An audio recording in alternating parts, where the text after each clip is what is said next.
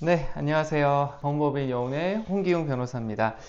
제가 지금 시리즈물로 제작하고 있는 게 있죠. 사회초년생을 위한 부동산 기초 개념. 네, 이 부분인데 오늘 제가 들려드릴 이야기의 핵심은 주택임대차보호법에 대해서 이제 확실하게 알고 가자. 가장 계약서의 근거가 되는 핵심 내용이 뭐냐. 이 부분에 대해서만 제가 간단 명료하게 한번 설명을 드리고자 합니다.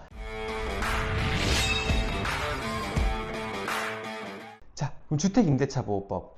사실은 개인과 개인 사이의 계약이거든요. 결국 임대차도. 민법 조항에도 임대차를 규정하고 있어요. 근데 왜 주택임대차는 보호법은 또 따로 있을까요? 결국 이건 특별법으로서 주택을 임차하려는 임차인을 두텁게 보호하고자 하는 입법자들의 그런 생각이 있었던 거예요. 그래서 결국은 임대차 계약이다, 주택임대차 계약이다 라고 하면은 당사자는 누가 있겠어요? 당연히 임대인이랑 임차인 이렇게 있겠죠. 그리고 요새는 공인중개사를 통해서 계약을 체결하는 경우가 많기 때문에 공인중개사가 한 명인 경우도 있고 두 명인 경우도 있어요. 임차인의 공인중개사, 임대인의 공인중개사. 결국은 계약 당사자는 임대인, 임차인, 공인중개사 이 정도 된다라고 이해하시면 돼요. 그럼 주택 임대차에서 가장 중요한 게 뭐냐? 결국은 대상 물건이랑 보증금의 액수, 그 다음에 임대차 기간, 딱 이렇게 생각을 하시면 돼요. 대상과 기간이라는데 그 대상 같은 경우는 물건 소재지가 딱 특정이 되어 있어야 된다라는 거예요. 내가 몇 동 몇 호 아파트인지, 단독주택인지, 공동주택인지, 그리고 다세대 주택인지, 다가구 주택인지 이미 여러분들은 주택이라든지 그 건물의 종류에 대해서는 제가 이미 설명을 드린 바가 있기 때문에 잘 아실 거예요. 호실별 등기가 안 돼 있다라는 상황이었다면은 어느 부분 이것까지가 딱 특정이 되어야 된다. 3층이면 3층 전부, 아니면 3층이면 3층 일부 해서 도면까지 첨부가 되어 있는지 확인을 해 보셔야 된다라는 거고요. 그리고 지금 기간에 대한 건데 이 기간은 보통 주택임대차보호법이 2년이라고 생각을 하시면 돼요. 그리고 주택임대차보호법상 한 번에 한해서 계약 갱신이 되고 이런 얘기도 사실은 여러분들이 잘 알고 있으실 거예요. 그 다음에 임대차의 유형 이런 건 여러분들이 너무나 잘 알고 있어요. 전세 계약이 있죠. 보통 전세 계약은 뭐라 그래요? 보증금 몰빵. 그리고 이제 차임은 안 내는 그런 형식을 전세라고 하고. 그리고 보통은 이제 반전세라고 하는 경우도 있죠. 보증금은 일부가 내고 월세를 매월 이렇게 지급을 하는 형태로 가는 경우도 있고요. 아예 생판 월세 계약. 난 보증금도 없고 월세로 한 200, 300씩 내고 사는 그런 이제 유형도 존재를 합니다. 지금까지는 임대차 계약의 기본 구조에 대해서 알아봤고요. 그리고 이제 그 다음에는 필수적인 개념, 법적 개념에 대해서 한번 설명을 드리려고 해요. 여러분들 대항력이 뭔 줄 알아요? 이 대항력이라고 하는 거는 임대차의 계약 당사자는 임대인이랑 임차인이란 걸 알겠어. 일단 나는 임차인이라고 가정을 해볼게요. 그럼 임대인이 바뀌는 경우가 있겠죠. 임대인이 바뀌는 경우는 어떤 경우를 생각을 해볼 수가 있을까요? 임대인이 돌아가셔서 상속이 되는 경우가 있을 수도 있고요. 누군가한테 증여가 돼서 바뀌는 경우도 있을 수 있어요. 가장 많이 나오는 거는 매매입니다. 그래서 매매로 통해서 다른 소유자가 구해졌을 때 그 다른 소유자도 임대인의 지위를 내가 주장을 할 수 있느냐 이 문제예요. 그래서 이 주택임대차보호법상에서는 주택을 인도받아서 내가 점유를 하고 어렵죠. 그러니까 주택을 내가 그냥 딱 거기 안에 살고 있고 그리고 전입신고까지 되어 있다 라고 한다 그러면 임대인이 바뀌더라도 그 바뀐 임대인한테 나 임차인이에요 라고 주장을 하고 그 바뀐 임대인한테 보증금 내놔 라고 할 수 있다. 이렇게 기억하시면 될 것 같아요. 그 다음 개념이 확정일자라는 거예요. 저도 얼마 전에 임대차 계약을 체결했다고 여러분들 앞에서 고백 아닌 고백했잖아요. 그때 전자계약을 했거든요. 그 전자계약을 하게 되면 임대차 계약 신고가 자동으로 되어서 확정일자 전 따로 가서 주민센터에서 신고하고 그러지 않았어요. 그냥 자동으로 확정일자가 나오게 돼요. 그래서 이제 전자 계약을 하거나 임대차 계약 신고가 되거나 라고 하게 되면 확정일자는 요새는 자동으로 부여가 되는 것 같더라고요. 근데 확정일자 왜 받아야 돼요? 라고 물어보시는 분들이 많아요. 이거는 경매랑 관련이 있다 이렇게 생각을 하시면 돼요. 이 경매에서 그 다음에 설명해 드릴 개념이 우선 변제권인데 확정일자라는 거는 이 계약서가 이 날에 체결된 것입니다 라고 해서 공공기관이 딱 인증을 해주는 거다. 뭐 내용 증명이라든지 이런 거에서도 딱 도장이 찍혀져 있잖아요. 그 우체국에서. 그런 거 유사한 거다라고 생각을 하시면 될 것 같아요. 다툼의 여지를 없게 하기 위해서 공공기관이 그 계약서의 체결일을 딱 정해놓는다라고 생각을 하시면 돼요. 근데 아까 말씀드렸죠. 그 다음에 저희가 알아볼 개념이 우선 변제권이라는 건데, 이건 경매에 넘어갔을 때 일이에요. 이를테면 내가 딱 임대차 계약을 체결하려고 했는데 근저당권이 있어. 근데 그 근저당권이 있는데 그 근저당권은 말소를 안 해 못 해준대. 그래, 그럼 내가 근저당권보다 후순위로 딱 들어가서 이제 임대차 계약 체결하고 전입신고하고 확정일자 받고 인도까지 딱 받은 상황이에요. 그런데 그 뒤에 가압류가 잡히고 혹시라도 임대인이 근저당을 또 설정을 했어요. 이러한 경우에 도대체 누가 먼저 배당을 받게 되느냐, 배당 순위는 어떻게 되느냐 라는 문제가 확정일자예요. 어차피 이거는 여러분들이 지금 제가 이렇게 열심히 설명해 드린다고 해도 완전히 완벽하게 다 이해하시긴 또 어려운 개념이라고 생각을 하거든요. 어렵잖아요. 그냥 전입신고하고 확정일자 받고 그 다음 내가 쥐고 있자, 이렇게만 생각하시면 돼요. 그냥 쉽게. 그리고 이 한 가지 팁을 드리자면, 경매 절차에서 이 우선 변제권의 효력을 인정받기 위한 효력, 그것이 이제 확정일자도 받아야 되고 전입신고도 해야 되고 내가 실제로 이 주택에 살아야 되고, 이렇게 제가 지금 말씀을 드렸는데, 이거는 개시결정이라 그래서 경매가 시작됩니다 하고 알려주고 제3자한테 공시하기 위해서 등기부에 딱 기재되는 시점이 있어요.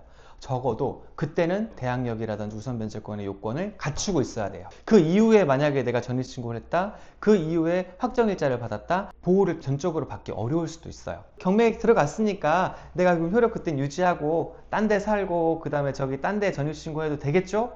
아니다. 그리고 적어도 이 경매 절차가 마무리되는, 그러니까 즉 배당 요구 종기일이나 매각기일까지는 유지를 하고 계셔라.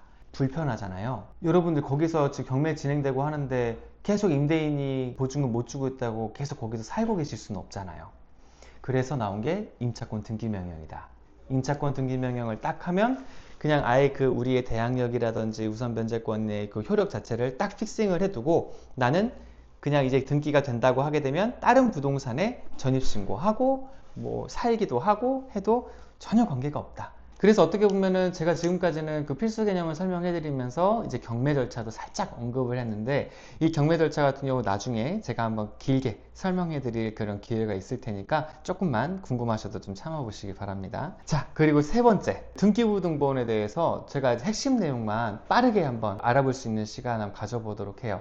이쪽 보시면은 등기부등본이라든지 이런 게 지금 노출이 되고 있을 텐데요. 거기에서 제가 이제 하나하나 설명드리고자 해요. 맨 처음에 보실 것은 표제부라는 거예요. 여기 보시면 표제부라고 보이죠?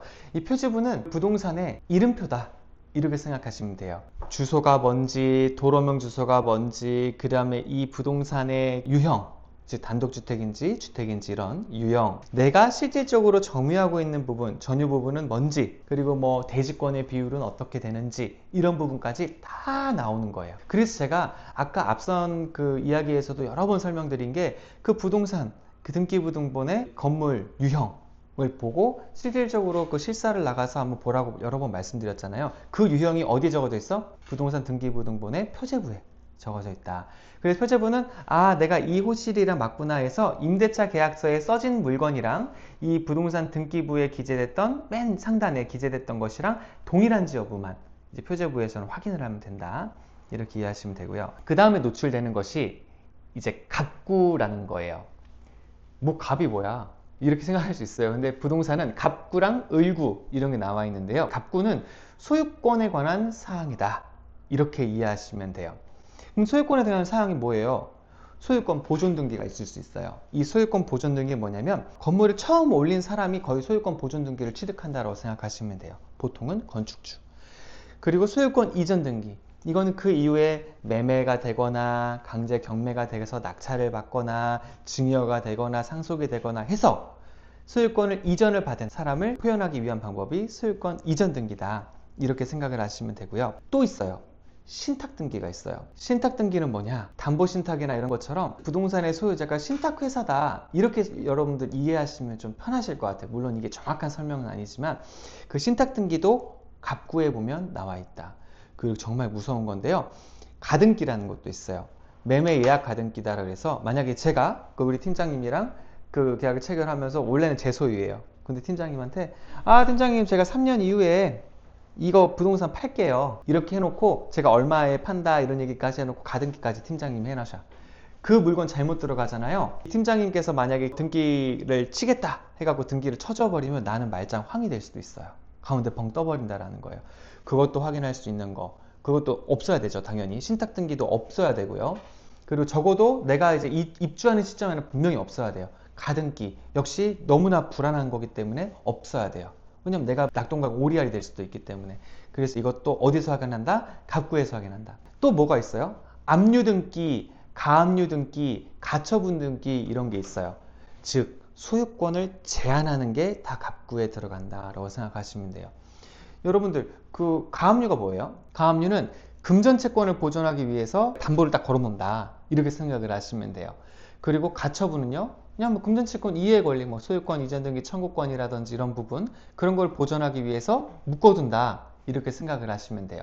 그래서 만약에 내가 임차하려고 했던 부동산에 가압류가 되어 있다, 가처분이 되어 있다, 뭐 가처분 종류는 정말 여러 가지 있어요. 그렇게 있다고 하게 되면 일단 이거 없애고 들어가셔야죠. 뭐 가압류는 이렇게 할 수 있어. 내가 계약금 낸 걸로 없애줘라. 그럼 없애주면 괜찮아요. 그렇게 생각을 하시면 된다. 그래서 제가 아까 말씀드렸다시피 이 갑구에서 확인해야 될 것은 소유권에 빨간불이 들어와 있는지 아닌지를 파악할 수 있다.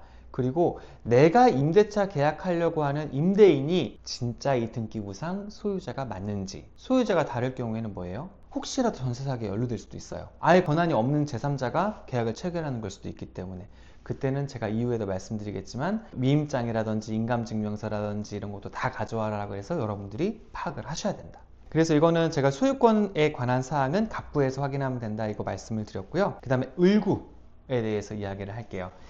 이 을구는 소유권 이외의 사항에 대해서 이야기를 하는 거예요. 여기 을구 나와 있을 거예요. 지금 이 을구에서 나오는 거는 가장 대표적인 게 근저당권, 전세권, 저당권, 그 지역권도 있을 수 있고요. 지상권도 있을 수 있어요. 그리고 임차권이 또 표시가 돼요. 뭔 소리예요? 임차권은 채권이라서 등기가 표시가 안 된다며요? 라고 이야기하실 수 너무나 여러분들 잘하셨어. 근데 제가 아까 이야기했죠. 임차권 등기 명령. 임차권 등기 명령을 하면 을구에 표시가 돼요. 그렇기 때문에 을구에서는 뭘 확인하냐? 내가 부동산에서 보증금을 받을 수 있을까? 안전하게? 이거는 보통은 을구를 보고 판단을 해요. 내 앞에 있는 근저당권이 있다. 근저당권은 근저당 채무자, 채권자, 근저당 채권 최고액 이런 게 다 표시가 되거든요. 그럼 이제 플러스 마이너스 해봐야죠. 시세 얼마에다가 뭐 이렇게 하면 괜찮겠네. 그리고 없애준다고요? 그럼 제가 1순위로 해준다니까 나는 확정일자랑 전입신고 등 우선 변제권을 확실하게 확보하고 있으면 괜찮다. 이렇게 생각하시면 된다. 그리고 뭐 전세권이라든지 지상권이라든지 이런 얘기는 내용이 어려울 수 있으니까 일단 한번 넘어가도록 할게요. 그래서 지금 어떻게 보면 갑구에서는 내가 계약을 체결하면서 임대인이 소유자가 맞는지 그리고 임대인의 소유권을 제한하는 빨간불이 없는지 을구에서는 뭘 확인한다고요? 내가 보증금을 안전하게 돌려받을 수 있을지 이런 부분도 을구에서 확인할 수 있다. 추가적으로 하나 설명을 드리자면은 갑구에 압류 등기도 되어 있어요. 뭐 이를테면은 뭐 세금 국세청 안 내는 거 이런 거 있으면 다 갑구에 막 압류 막 이렇게 쭉 등기가 되어 있고요. 그리고 뭐 강제경매 개시결정 이런 게 있어요. 제가 아까 잠깐 설명드렸는데 경매가 들어갔어요 라는 것을 제3자한테 오픈하는 거 그게 갑구에 표시된다. 여기까지 한번 알아보시면 될 것 같습니다. 그 다음에 이제 마지막으로 제가 한번 설명드리고자 하는 내용이 사회초년생들이 흔히 겪는 실수 내지 위험에 대해서 한번 말씀을 드리고자 해요. 우선 첫 번째 깡통전세. 깡통전세는 뭐냐? 부동산의 시세랑 그 보증금이 거의 비슷한 경우가 많다. 이러면 왜 위험해요? 이 부동산 시세라는 거는 올라갈 수도 있고 내려갈 수도 있어요. 하지만 변하지 않는 거는 하나 있어요. 우리의 보증금. 그렇기 때문에 시세랑 보증금의 차이가 크지 않다라고 하게 되면은 자칫 못 받을 수도 있다라는 생각을 하셔야 돼요, 여러분들이. 요새 이제 트렌드에 대해서 한 말씀을 드리고자면 공인중개사분이 특별하게 크게 설명을 안 해도 계약서에 그런 얘기를 남기시더라고요. 이거 이미 설명을 드렸어요. 어떤 내용 설명 드렸냐면요. 이 부동산 계약이 만료되고 나서 보증금 전부 또는 일부를 받기 어려울 수도 있다라는 사실을 설명했다. 이게 특이하게 조그만하게 되어 있어. 솔직히 말해서 우리는 그럴 수 있어요. 사회초년생이니까. 젠장은 못 봤어. 누가 약관 그거 다 읽어봐. 근데 여러분들은 그렇게 해서 여러분들이 잘 읽었습니다. 그거 사인하고 여러분들 도장 찍고 막 그러셨잖아요. 그 행위 하나하나를 다 귀속이 되고요. 이걸 뒤집으려면 어떤 게 있어야 돼요? 녹음 파일.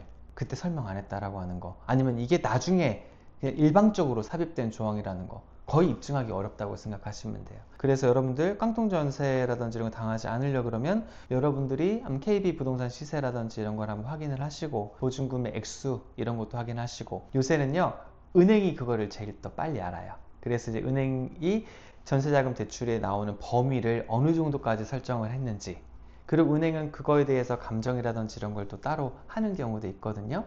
그러면은 그거 은행 대출을 받으면서 안 알려주는 경우가 많지만, 혹시라도 감정가가 어느 정도 나와요? 뭐 이런 식으로 대충이라도 한번 물어봐서 정보를 취득할 수 있기를 바랍니다. 그리고 이제 저희가 두 번째로 말씀을 드리는 게 이중계약, 그리고 혹은 대리권에 문제가 있는 경우가 있어요. 제가 아까 말씀드렸죠. 임대차 계약을 체결하는 사람은 원칙적으로 누구여야 돼요? 임대인. 그 임대인은 원칙적으로 누구여야 돼요? 소유자. 그 소유자는 어떻게 확인을 한다 그랬어요? 부동산 등기부 갑구를 보고. 물론 갑구에 엄청 많아요. 그래서 얘가 소유자 막 이렇게 할 수 있는데, 쉽게 말해서 그냥 소유권 이전이라고 해서 맨 마지막에 갑구 거의 마지막 정도에 등기가 됐던 사람이 소유자라고 생각을 하세요. 그냥 간단하게. 그리고 나머지는 뭐 그때 삭선이 되고 뭐 이전이 되면 삭선이 되고 막 그러거든요. 삭선 될 때까지 하나하나 보고 있으면 머리 아프니까 대충 내가 다음 주에 계약을 체결을 하는데 오늘 떼봤어. 또 갑구가 여러 장이야. 막 넘겨서 마지막에 소유권 이전 해놓고 누구누구 땡땡땡 이렇게 하고 그때 주소까지 적어져 있거든요. 딱 적어져 있으면은 아, 이게 임대인인갑다 라고 하고 들어가시라는 거죠. 그렇게 했을 때 만약 임대인이 일치하는지 여부는 꼭 확인하셔라. 일치하지 않아서 문제가 되는 경우가 굉장히 많았어요. 그럼 대리권. 제가 그분 표현에 따르면 지옥에서 구해줬다고 감사하다고 그런 표현까지 듣긴 했는데, 이게 안 맞는 거예요. 근데 사실 그것 때문에 오신 건 아니에요. 다른 문제 때문에 왔는데, 그냥 이거 하나 임대차 계약 체결하려고요. 그러니까 제가 그냥 좀 약간 마음이 가서 좀 더 상담을 해드렸는데, 그때 보니까 임대차 계약서라고 해서 그 임대인 뭐 누구누구 해서 공인중개사 문자랑 등기부가 안 맞는 거야. 이상하다. 이거 한번 확인해보자 라 그래서 이야기했더니, 그분이 뭐 외국인이시고 외국에 나가 계시고 그래서 뭐 지금 공인중개사에 위임이 되어 있는지 여부도 불확실하고, 관리회사와에 그렇게만 되어 있어요. 그 임대차 건물이 법인이었거든요. 법인이기도 하고. 그래서 결론적으로 법인 인감이라든지 이런 것도 있어야 되는데, 그 운 좋게도 제가 법인 소유의 계약을 가계약을 체결을 이제 한다고 했다가, 그분이 이제 한참 전에 뗀 등기부였어요. 그리고 한 달 정도 이후에 갑자기 개인한테 넘어간 거예요, 그 부동산이. 근데 공인중개사가 보낸 문자 내역에는 그것도 반영이 안 돼 있고, 그 개인을 알아보니까 그 개인이 외국에 나가 있어서 공인중개사가 직접 위임이 되어 있는지 여부도 불확실한 상황이었어요. 그래서 그거 위임장부터 해갖고 아포스티유 다 받았어요, 외국에서. 그렇게까지 해서 확실하게 넘어가야 된다. 왜냐면은 이게 나중에 어떻게 문제가 될지 모르고요. 그럼 우리가 보증금을 상대로 해서 뭐 소송을 한다고 하더라도 임대인 입장에서는 뭔 소리야, 난 몰랐어 이거 계약 체결된지, 잃어버리면 어떡할 거예요. 물론 임대인이 직접 나와갖고 인감 찍고 아니면 도장 찍으시고 신분증도 보여주시고 하시면 상관이 없어요. 근데 임대인이 안 나오신다면요, 아, 저 임대인이 저희 남편이에요. 아, 당연히 믿죠. 근데 가족관계증명서 봐야죠. 혼인관계증명서 봐야죠. 그거는 요새는 공인중개사분들이 다 해주세요. 그래도 우리가 요구할 줄 알아야 된다. 부동산 등기부랑 계약서에 그 체결됐던 임대인의 지위가 다르다면은. 끝으로 이제 제가 간단하게 이거는 이제 설명 안 하고 여기 보여드리고 그냥 넘어가긴 할 텐데요. 일단 제가 여기 보여드린 거는 우선 변제금의 범위에 대한 거예요. 그래서 이거는 지금 이제 주택임대차보호법이랑 대통령령 이거에 따라서 규정을 하고 있는데, 수도권이나 서울특별시나 그 밖의 지역이나 이런 거에 따라서 그 소액임차인의 범위가 1억 6,500만 원부터 뭐 7,500만 원까지, 그리고 그 소액임차인에 해당한다라고 하게 되면 최우선 변제금은 뭐 5,500만 원부터 2,500만 원까지 뭐 이렇게 구구하게 나눠져 있으니까요. 그 해당하는 부분도 꼭 한번 챙겨주시기 바랍니다. 네, 오늘은 일단은 이 주택임대차 보호법에서 굉장히 핵심되는 내용에 대해서 한번 알아봤어요. 뭐 제가 간략간략하게 설명하고 넘어간 부분도 있고요. 조금 딥하게 설명한 부분도 있어요. 제가 좀 약간 딥하게 설명드린 부분은 보통의 변호사분들이나 뭐 공인중개사분들이나 여러분들이 잘 설명하지 않는 부분에 대한 건 좀 제가 깊게 설명을 했어요. 오늘 강의에 대해서 좀 궁금하신 내용이 있거나, 아니면 이거 외에도 계약 체결상에 조금 문제가 있는 것 같거나, 아니면 이게 맞게 체결한 것인지 확인을 받고 싶다라는 취지시든지 저희 법무법인 여원으로 전화 주시거나 댓글로 잘 남겨주시기 바랍니다. 네, 고생 많으셨습니다. 감사합니다.